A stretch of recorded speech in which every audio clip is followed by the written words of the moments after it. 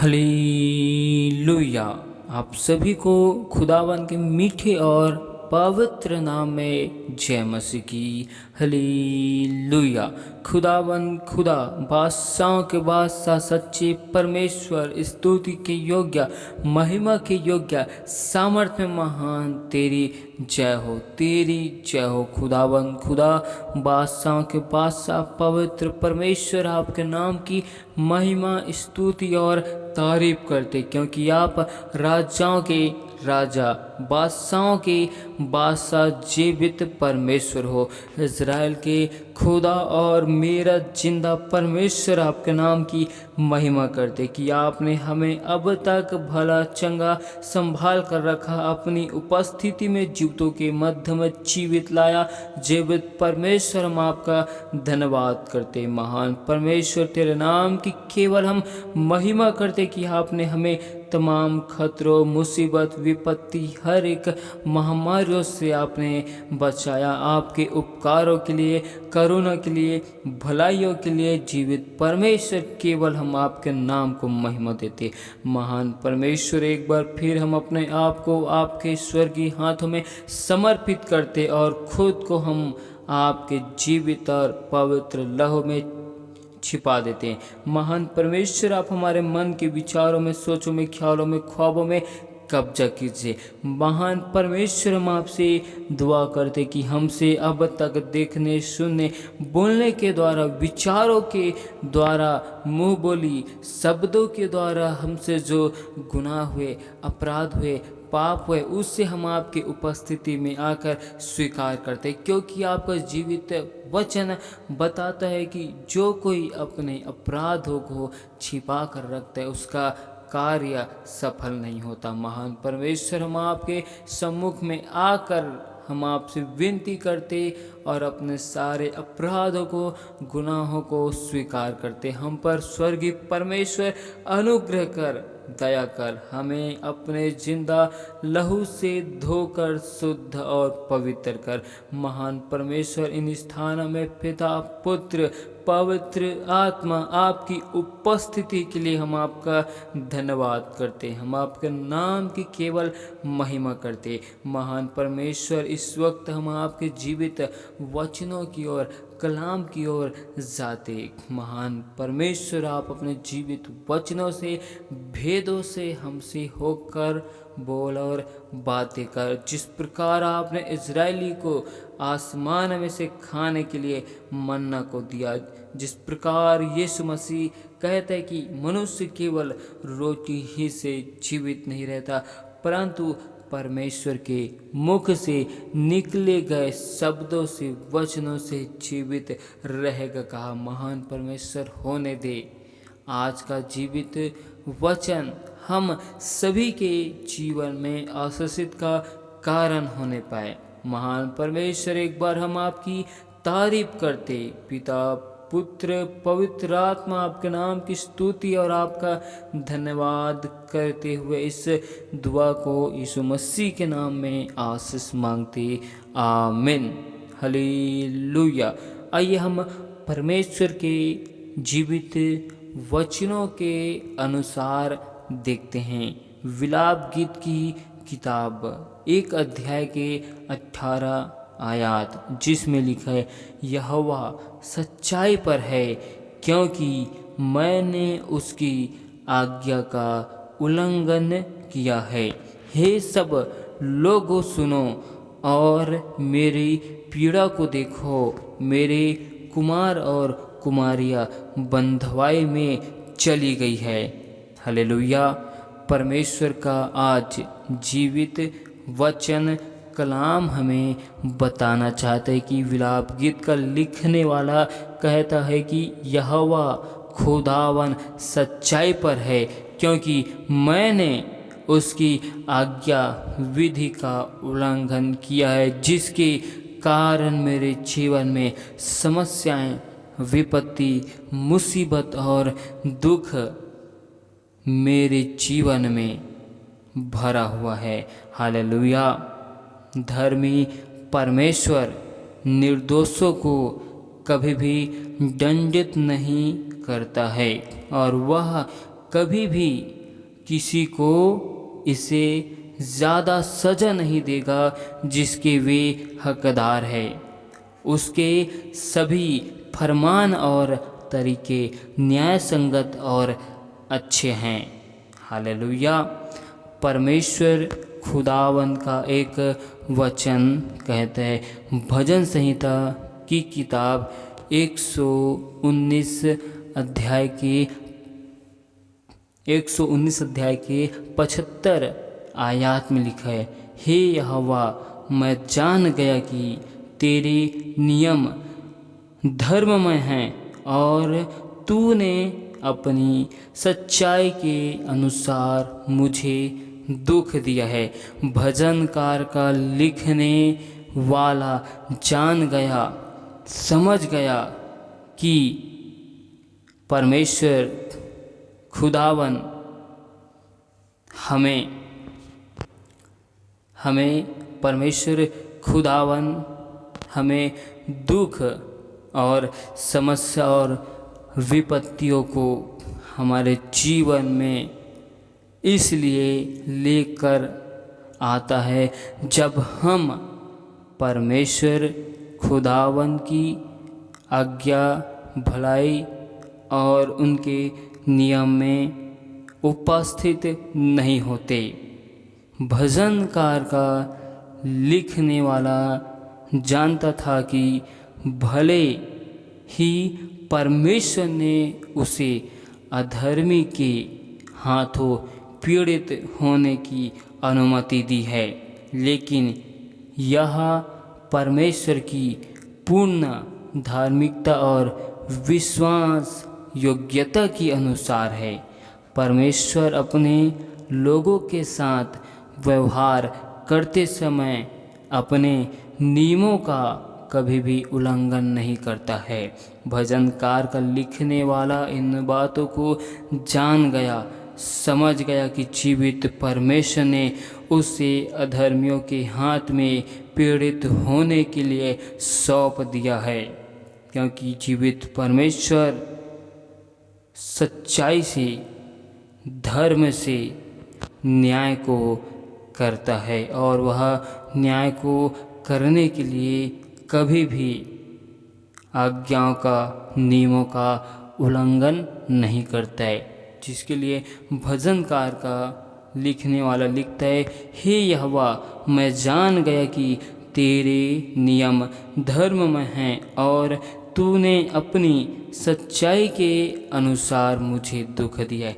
जब जीवित परमेश्वर की आज्ञा व्यवस्था का जब हम उल्लंघन करते हैं तो वही जीवित परमेश्वर सच्चाई के साथ, खड़ाई के साथ हमारा न्याय करता है और हम समस्याओं में, विपत्तियों में, मुसीबत में इसीलिए फंसते हैं जब हमने उनकी बातों को स्वीकार नहीं किया।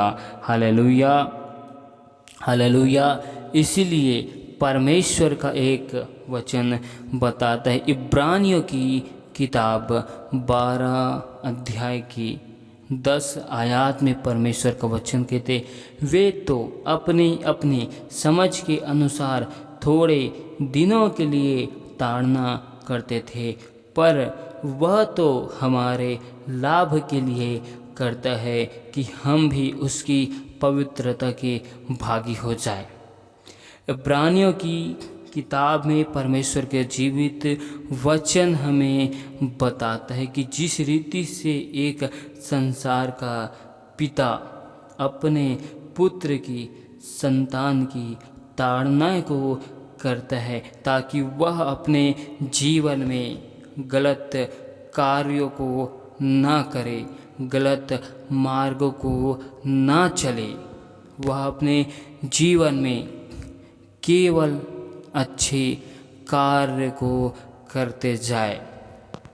ठीक उसी रीति से हमारा जीवित परमेश्वर आत्मिक दृष्टि में अपनी संतान की सुधि लेता है, अपने लोगों की परमेश्वर ताड़ना को करता है, क्योंकि जिस रीति से संसार का पिता बुरा होकर अपने बच्चों को उत्तम से उत्तम वस्तुओं को देना चाहता है, तो हमारा स्वर्गीय पिता मांगने वाले अपने लोगों को परमेश्वर अपने आशीष, अपने वरदानों को, आत्मिक उन्नति को क्यों नहीं देगा।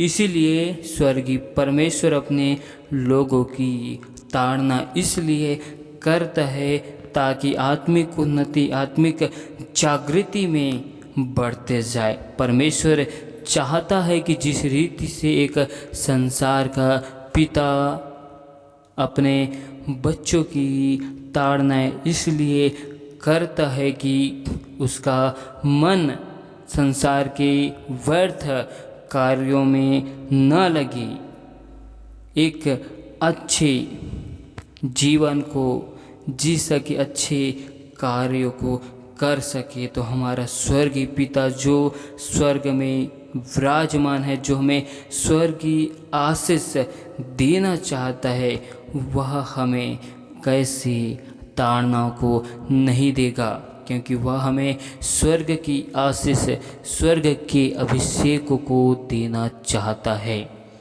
जिस रीति से एक संसार का पिता अपनी समझ के अनुसार कुछ दिनों के लिए ताड़ना करता है, तो हमारा स्वर्गीय पिता अपने संतानों के भीतरी मन को बदलने के लिए हमारी ताड़ना करते, क्योंकि हमारा जीवित परमेश्वर स्वर्गीय खुदा हमारे मनों को, विचारों को बदलना चाहता है। जबकि संसार का पिता हमारी ताड़ना करता है हमारी भलाई के लिए, तो हमारा स्वर्गीय पिता आत्मिक बढ़ोतरी, आत्मिक उन्नति के लिए, बढ़ोतरी के लिए क्यों न हमारी ताड़ना को करेगा। यदि परमेश्वर की पवित्रता में हमें शुद्ध होने के लिए पीड़ाएं, दुख को, कष्टों को उठाना है, तो कोई बात नहीं। Hallelujah, hallelujah. परमेश्वर का एक जीवित वचन हमें बताता है, व्यवस्था विवरण की किताब 4 अध्याय के 8 आयत में परमेश्वर का वचन कहता है, फिर कौन ऐसी बड़ी जाति है जिसके पास ऐसी धर्म में विधि और नियम हों, जैसे कि यह सारी व्यवस्था जिसे मैं आज तुम्हारे सामने रखता हूँ। परमेश्वर का अद्भुत रहस्यमय उपदेशों को मूसा लेकर इजरायलियों को सुनाता है। मूसा खुदावन की अत्यधिक गहराई से जानता था। मूसा परमेश्वर खुदावन को अत्यधिक गहराइयों के साथ जानता था, समझता था, जिसकी वजह से मूसा ने परमेश्वर के अद्भुत रहस्यमय उपदेशों को लिखा। और वही मूसा कहता है, फिर कौन ऐसी बड़ी जाति है जिसके पास ऐसी धर्म में सच्चाई की विधि, सच्चाई के नियम हैं। Hallelujah, hallelujah. परमेश्वर का एक वचन कहते, नहम्या की किताब 9 अध्याय की 3 आयत में परमेश्वर का जीवित वचन हमको बताना और सिखाना चाहता है। Hallelujah, hallelujah. कि परमेश्वर का वचन हमें कहता है 9 अध्याय के 33 आयत में परमेश्वर का वचन इस रीति से लिखा है, तो भी जो कुछ हम पर बीता है उसके विषय तू तो धर्मी है, तूने तो सच्चाई से काम किया है, लेकिन हमने दुष्टता से की है। परमेश्वर के महान कार्यों को स्मरण करते हुए नहम्या परमेश्वर से विनती करता है और अपने पाप को स्वीकार करते हुए परमेश्वर की दुहाई देता है। नहम्या परमेश्वर के महान कार्यों को स्मरण करते हुए विनती करता व अपने जीवन के हर एक अपराधों को, पापों को स्वीकार करते हुए परमेश्वर की दुहाई देता है। और नहम्या कहता है तो भी जो कुछ हम पर बीता है उसके विषय तू तो धर्मी है, तूने तो सच्चाई से काम किया, परंतु हमने दुष्टता की है। नहम्या कहते कि परमेश्वर तू भला है, अच्छा है, तूने सच्चाई के साथ हमारे जीवन में कार्य को किया, तूने सच्चाई के साथ हमें आशीषित किया, पर हम ही हैं जो आपकी दया, करुणा, भलाई को, आपकी आशीष को ग्रहण करने के बाद भी हमने दुष्टता के कार्य किए। जिस प्रकार हम इजरायलियों के जीवन से देखते हैं कि परमेश्वर खुदावन ने इजरायलियों को मिस्र की गुलामी से आज़ाद किया और वही इजरायली लोग परमेश्वर की उपस्थिति में परमेश्वर के विरुद्ध कुड़कुड़ाने लग गए। Hallelujah, hallelujah. नहम्या अपने पूर्वजों के हर एक पापों को, अपराधों को स्वीकार करता है और पश्चाताप करते हुए परमेश्वर से विनती करते हैं। भजन संहिता की किताब 106 अध्याय की 6 आयत में परमेश्वर का वचन लिखा है, हमने तो अपने पुरखाओं के समान पाप किया है, हमने कुटिलता की है, हमने दुष्टता की है। भजनकार का लिखने वाला बताता है कि जब परमेश्वर के लोग पाप करते हैं तो उन्हें परमेश्वर की सज़ा की उम्मीद करनी चाहिए। जब परमेश्वर के लोग अपने जीवन में गुनाह, अपराधों को करते हैं तो उसके परिणाम को अपने जीवन में स्वीकार करने की एक उम्मीद रखनी चाहिए। जिस रीति से जब हम अपने जीवन में एक अच्छाई के कार्यों को करते हैं तो हम उस अच्छाई के प्रतिफल को चाहते हैं, उसकी उम्मीद लगा कर रखते हैं। तो ठीक उसी रीति से जब हमारे जीवन से गलत कार्य उत्पन्न होता है तो हमें परमेश्वर से उसके परिणाम की उम्मीद करनी चाहिए।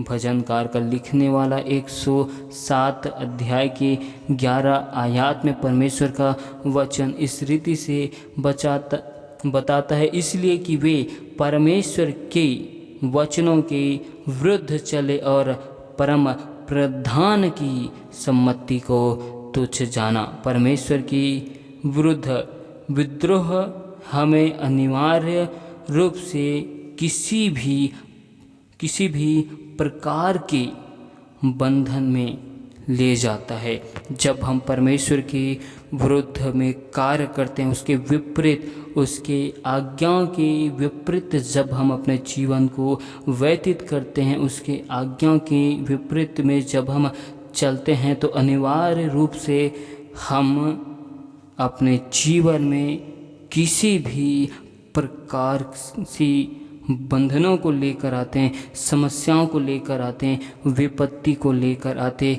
मुसीबतों को लेकर आते हैं, क्योंकि हमने अपने जीवन में परमेश्वर खुदावन के विरुद्ध में कार्य किया है।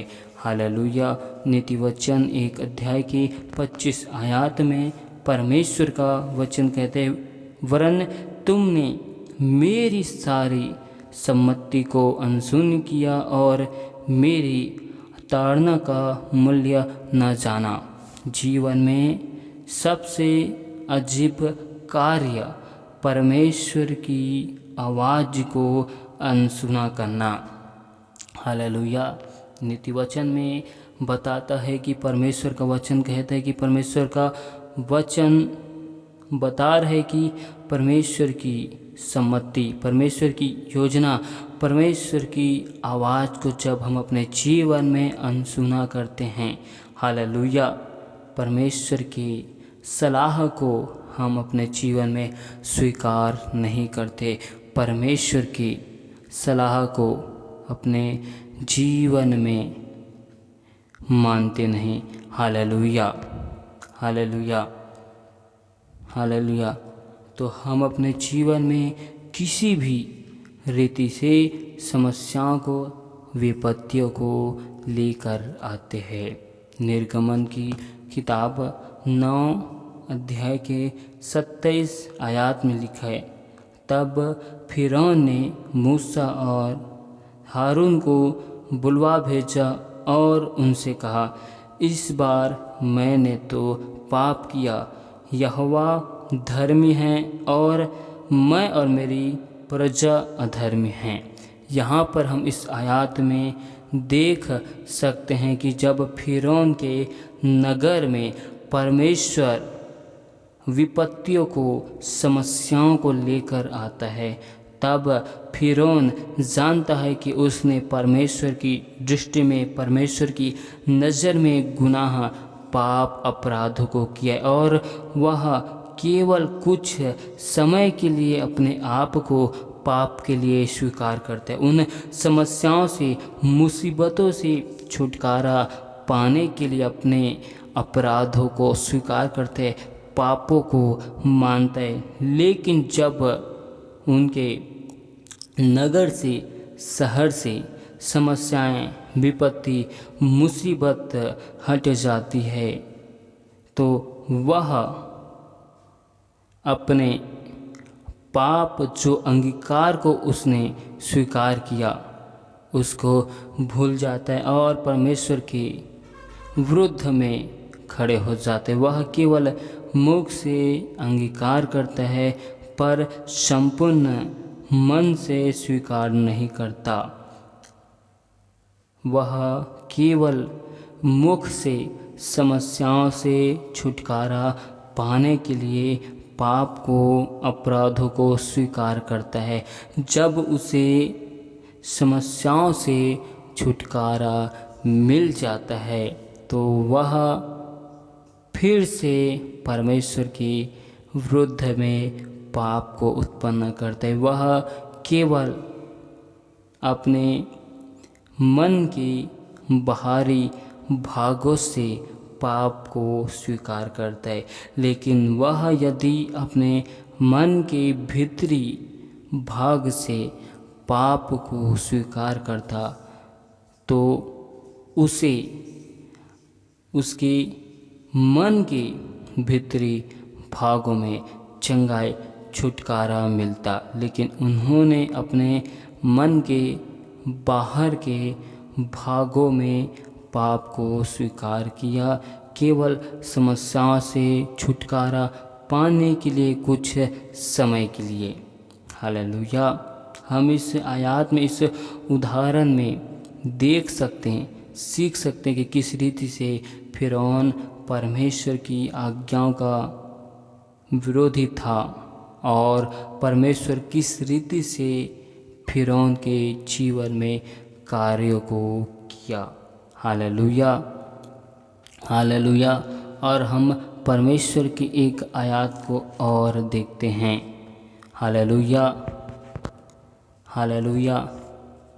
पहला राजा की किताब 13 अध्याय के 8 आयत को देखते हैं, जिसमें लिखा है, परमेश्वर के जन ने राजा से कहा,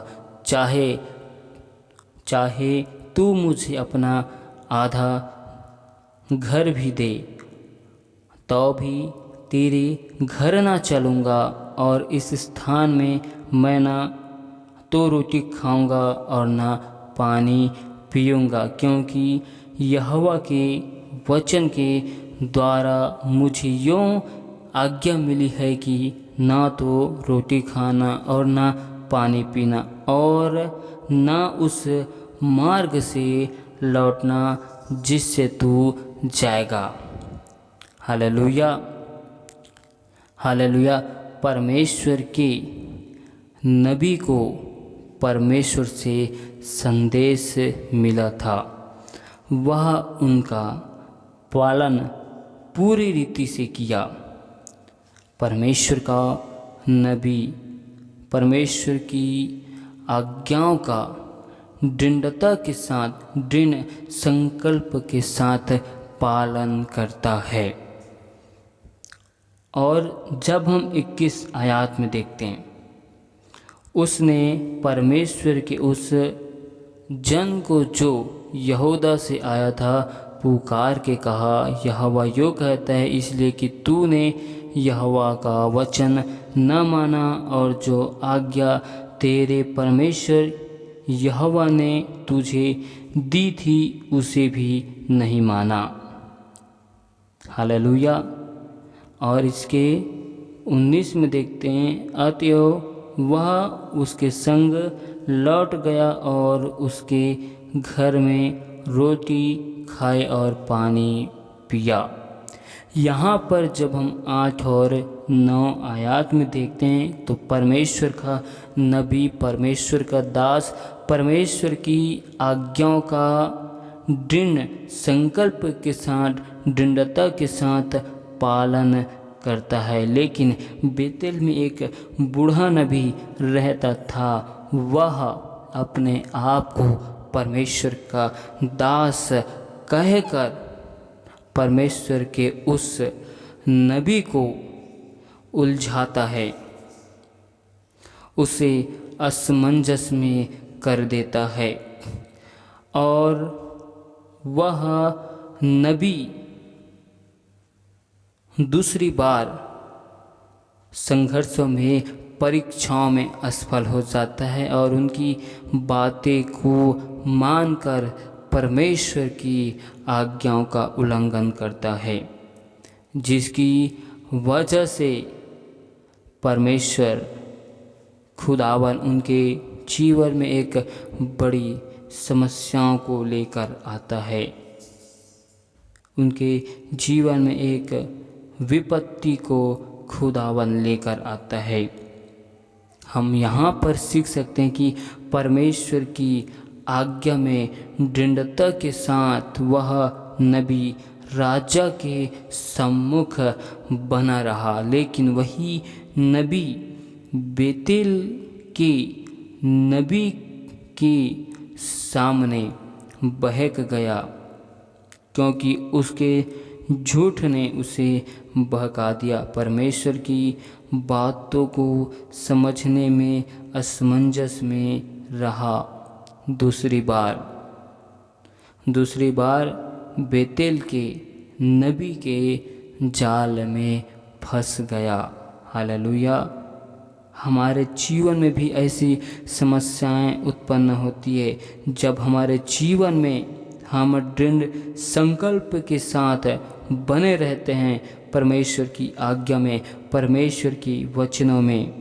हम एक सीढ़ी से तो निकल जाते हैं, दूसरी सीढ़ी से भी निकल जाते हैं और हम तीसरी सीढ़ी में उलझ जाते हैं, क्योंकि उस वक्त हमारे बीच में से कोई हमें उलझा देता है और हम परमेश्वर की आवाज़ को गहराइयों से समझ नहीं पाते। पहली बार, दूसरी बार, तीसरी बार हम अपने जीवन में परमेश्वर की आज्ञा में दृढ़ता के साथ बने रहते हैं। चौथी बार, पांचवी बार हम उलझ जाते हैं और हम उलझकर परमेश्वर की आज्ञाओं को तोड़ देते हैं, जिसके परिणाम में हम देखते हैं कि हमारे जीवन में समस्याएं, मुसीबतें, विपत्ति उत्पन्न हो चुकी है। Hallelujah, hallelujah. परमेश्वर का संदेश मैसेज आज पूरे आयतों में बताना और सिखाना चाहता है कि हमारा परमेश्वर हमें दुख पीड़ाएं को देता है तो वह हमारी भलाई के लिए, हमारी आशीष के लिए परमेश्वर अपनी महिमा को करने के लिए देता है। क्योंकि परमेश्वर हमें अपने आत्मिक आशीष से तृप्त करना चाहता है, अपने आत्मिक वरदानों से हमें आशीषित करना चाहता है। परमेश्वर अपनी महिमा को हमारे जीवन में लेकर आना चाहता है, लेकिन हमारे खुद के विचार, खुद के फैसले की वजह से हमारे जीवन में पीड़ाएं, समस्याएं उत्पन्न होती है। तो कोई बात नहीं, हमें उन समस्याओं को, पीड़ाओं को परमेश्वर की महिमा के लिए दुख उठाकर परमेश्वर के हर एक आज्ञाओं में हमें आगे बढ़ते रहना चाहिए संघर्षों के साथ। हालेलुया। परमेश्वर इस पूरे आयतों में बहुतायत की आशीष को दे। आमीन। हालेलुया। महान महान स्वर्गीय पिता, खुदावन, बादशाहों के बादशाह, जीवित परमेश्वर, आपकी स्तुति करते, तारीफ करते। आपके जैसा कोई परमेश्वर है नहीं। तू ही राजाओं के राजा, सामर्थ्य महान है। महान परमेश्वर, आपके अनुग्रह के लिए, आपकी भलाइयों के लिए, करुणा के लिए जीवित परमेश्वर हम धन्यवाद करते। महान परमेश्वर, हम आपसे दुआ करते, विनती करते। पिता, पुत्र, पवित्र आत्मा आपके अनुग्रह को, भलाइयों को, करुणा को हर एक भाई बहनों के जीवन में मांगते। महान परमेश्वर, हम आपसे दुआ करते हैं कि हम अपने जीवन में आपके आज्ञाओं में दृढ़ता के साथ बने रहते, फिर भी हम अपने जीवन में कहीं ना कहीं गिर जाते हैं। महान परमेश्वर, हमसे जो अपराध होते हैं, हम आपकी आज्ञाओं, विधि का उल्लंघन करते, इन बातों के लिए आपसे माफ़ी चाहते। महान परमेश्वर, हमारे जीवन की हर एक मोड़ पे परमेश्वर आप हमें अगुवाई कीजिए। आप हमें गिरने से उठाते हैं, गिरने से बचाकर आप हमें रखने वाले जीवित परमेश्वर हो। महान परमेश्वर, हम सभी लोग अपने जीवन में आपकी नियम, आज्ञा, विधि में दृढ़ता के साथ बने रहे, ताकि आपकी महिमा को अपने जीवन में और कर सके। महान परमेश्वर, हमारे जीवन में समस्याएं, मुसीबतें, विपत्ति आती है, आपकी आज्ञाओं के उल्लंघन करने के दौरान खुदावन, हम उन बातों से अपने जीवन में और सीखने पाए कि हम अपने जीवन में कहाँ से गिरे हैं, और हमें स्मरण आने पाए कि हमने परमेश्वर आपके पहले अनुग्रह को, पहले प्रेम को किस स्थानों से छोड़ दिया है, और हम पुनः अपने मनों को परिवर्तन करके आपके नाम की महिमा को करते जाएं। जीवित परमेश्वर, हम आपकी तारीफ और स्तुति करते हैं, क्योंकि आप सच्चाई से और करुणा से न्याय करने वाले जिंदा और पवित्र परमेश्वर हो। हम आपकी स्तुति और तारीफ करते। महान परमेश्वर, हम पर दया करना, अनुग्रह करना। हम दुआ करते हर एक भाई बहनों के जीवन में सुख और शांति, आनंद की घोषणा करते। जितने भी लोगों ने विश्वास के साथ विनती, निवेदन, रिक्वेस्ट भेजी, पवित्र आत्मा उनके जीवन में केवल आपके नाम की महिमा को, अनुग्रह को, आशीष को, बरकतों को यीशु मसीह के सामर्थ्य नाम में मांगते। महान परमेश्वर, हर एक लोगों के आने जाने में आपके स्वर्गदूतों की पहराओं को यीशु मसीह के सामर्थ्य नाम में लगाते। महान परमेश्वर, हमें अपनी विधि आज्ञाओं को सिखा और हम पर दया कर। परमेश्वर पिता, सारी महिमा आपको देते हुए इस दुआ को यीशु के नाम में आशीष मांगते। आमीन।